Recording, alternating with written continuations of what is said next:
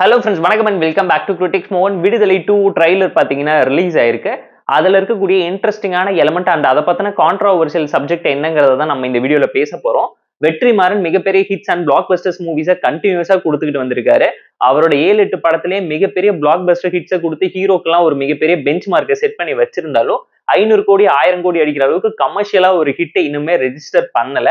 At the same time இப்போ பாத்தீங்கன்னா audio லான்ச்லயுமே மிகப்பெரிய கான்ட்ரோவர்சி கிரியேட் ஆயிருக்கு. இந்த ட்ரைலர்னால விஜய் தாக்கப்பட்டார், சூரிக்கு கிடைத்த அவமானம்னு சொல்லி ஏகப்பட்ட ட்ரோல் மெட்டீரியல்ஸ் அமைஞ்சுக்கிட்டு இருக்கு. அதுக்கு முக்கியமான காரணம் என்னன்னு கேட்டீங்கன்னா, வெற்றிமாறன் எவ்வளவு சக்சஸ்ஃபுல் டைரக்டருங்கிறத தாண்டி எவ்வளவு நல்ல ரைட்டருங்கிறது எல்லாருக்குமே தெரியும். அவரோட டைலாக்ஸ் எல்லாமே யூனிவர்ஸ்ல மிகப்பெரிய ஒரு இம்பாக்ட் கிரியேட் பண்ணிருக்குங்கிறது நான் சொல்லிதான் நீங்க தெரிஞ்சுக்கணும்னு இல்ல. அந்த மாதிரி பாத்தீங்கன்னா தலைவனை வச்சு ஒரு டைலாக் எழுதி அது தளபதி விஜயை தான் குறியிட்டு மறைமுகமா தாக்குறாருன்னு சொன்னாலும், ஒரு பக்கம் பாத்தீங்கன்னா அவரோட ஃபேன்ஸ் எல்லாருமே இது அவருக்கானது இல்ல, உதயநிதி, ரஜினிகாந்த், சீமானுக்காக எழுதின மாதிரியும் அவரோட ஃபேன்ஸ் எல்லாமே என்னதான் சொன்னாலும், வெற்றிமாறன் அந்த கேரக்டருக்கான டைலாகா தான் அதை எழுதினார தவிர வேற யாரையுமே கனெக்ட் பண்ணியோ இன்டைரக்டா குறியீடு வச்சு எழுதலைங்கிறத ஓப்பன் ஸ்டேட்மெண்டா கொடுத்திருக்காரு. இந்த விடுதலை பார்ட் 2 மூவில பாத்தீங்கன்னா விஜய் சேதுபதி, சூரி எல்லாருமே நடிச்சிருந்தாங்க. இளையராஜா சூரியை தாக்கி ரொம்ப தாழ்வா பேசினதுனால மிகப்பெரிய ஒரு கான்ட்ரோவர்சி கிரியேட் ஆயிருக்கு. அதை எப்படி இவங்க சார்ட் அவுட் பண்ண போறாங்கிறத வெயிட் பண்ணி பார்த்து தெரிஞ்சுக்கலாம். அண்ட் விடுதலை பார்ட் 1 பார்த்துட்டீங்கன்னா கண்டினியூட்டியா தான் நரேட் பண்ணி எடுத்திருக்காங்க. இதோட சிம்பிளான ஒன்லைன் ஸ்டோரி என்னன்னு கேட்டீங்கன்னா, வாத்தியாரா இருக்கக்கூடிய விஜய் சேதுபதி யாரு, அவர் என்ன பண்ணிக்கிட்டு இருந்தாரு, இவ்வளவு பெரிய போராட்டத்துக்கும் புரட்சிகமான ஆணிவேர் காரணம் என்னங்கிறத சொல்றதை தாண்டி அவரோட காதல் வாழ்க்கையுமே அழகா கன்வே பண்ணதான் ட்ரை பண்ணிருக்காங்க படத்துல.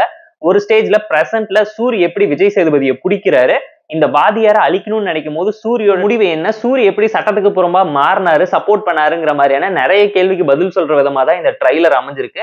ட்ரைலரோட ஓப்பனிங் ஷாட்லயே பாத்தீங்கன்னா முதுகு அடிச்சு கிழிக்கிற மாதிரியான ஒரு சீக்வன்ஸ் பயங்கரமான ஒரு கான்ட்ரோவர்சியை கிரியேட் பண்ணாலும், பயங்கர ஆக்ரோஷமா கத்தி ஸ்டேஜ்ல மைக்கு கீழே போட்டுற அளவுக்கு என்ன நடந்துச்சுன்னு கேட்டீங்கன்னா, அவர் இந்த படத்தை முழுசா கம்ப்ளீட் பண்ணல. ப்ரொடக்ஷன்ல கொடுத்த ப்ரெஷர்னால, இந்த டேட் டைம் இஷ்யூ காரணத்தினால படத்தை முழுசா கம்ப்ளீட் பண்ணாமையே படத்தை ரிலீஸ்க்காக ரெடி பண்ணிட்டேங்கிறத ஒரு ஸ்டேட்மெண்ட் கொடுத்திருக்காரு.